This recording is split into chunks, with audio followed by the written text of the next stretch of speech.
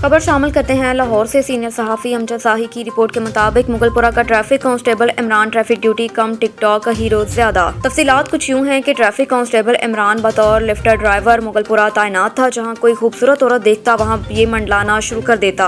अपने मोबाइल से ली गई तस्वीर के साथ उसकी तस्वीर अपलोड करके टिकटॉक हीरो बनने की कोशिश करता। ड्यूटी की फिक्र कम और औरतों की तरफ ज्यादा तो सड़क पर बेपनाह रश होता। होटलों के आगे गाड़ियों की लंबी कतारें लग जाती। लिफ्टर इमरान ये भूल गया कि मैं एक ट्रैफिक वार्डन हूँ।